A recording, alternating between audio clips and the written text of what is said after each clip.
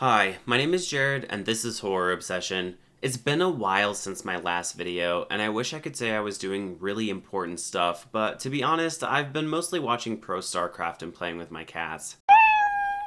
I did manage to watch some more Blumhouse movies, which is quickly becoming a tragic chore, and I've got quite the movie for you today. The movie I watched was Evil Eye 2020, directed by Ellen and Rajiv Dasani. Okay, so the way I found this movie was by searching for, and I quote, Blumhouse horror movie on Amazon and picking one of the top results. It is not very scientific, but I was hoping I could find another bizarre, weird, nonsensical movie like Bingo Hell.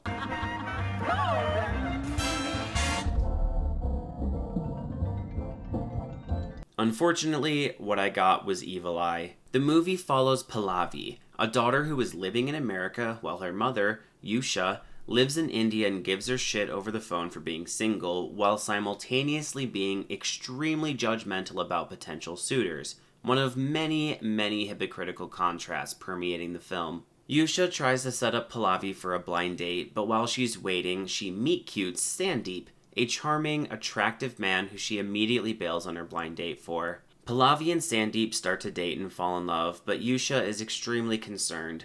As it turns out, Yusha had an abusive boyfriend when she was pregnant and ended up pushing him off a bridge. She has been concerned that the spirit of the boyfriend is going to be reincarnated and then try and date Pallavi. An extremely specific supernatural concern, which she frankly has no reason to be worried about. I thought reincarnation was based on how good of a person you were when you were alive, not being rewarded for being an abusive piece of shit by being reincarnated as an extremely attractive, smart, rich, competent guy. But whatever. They sort of play with the whole, is she crazy or is she not? But the writers aren't competent enough to make it very convincing, and it becomes clear almost immediately that it's real. If they had gone with a Rosemary's Baby, surrealistic approach for the entire film, I could have seen this being kind of interesting. They have the dad trying to inject some reality into the situation, and Pallavi obviously doesn't believe it, but they provide too much objective evidence early on which undermines the tension considerably.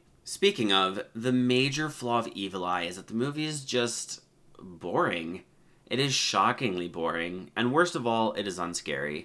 I don't mean not scary, I mean whatever the opposite of scary is. Like, it makes any emotion you were feeling somehow leave your body, and all that is left is an emotionless husk of a person, drifting through the 90-minute runtime like a mannequin floating in a pool. I really cannot emphasize enough how dull and joyless this movie is.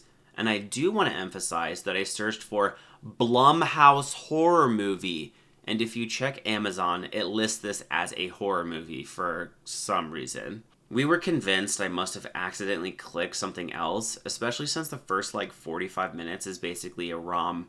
Not a rom-com, because it's not funny in the slightest, just a rom. There are some loose horror elements in the second half, but there's scarier stuff in If You Give a Mouse a Cookie, like this cat. No! No! Oh, God! Oh, God!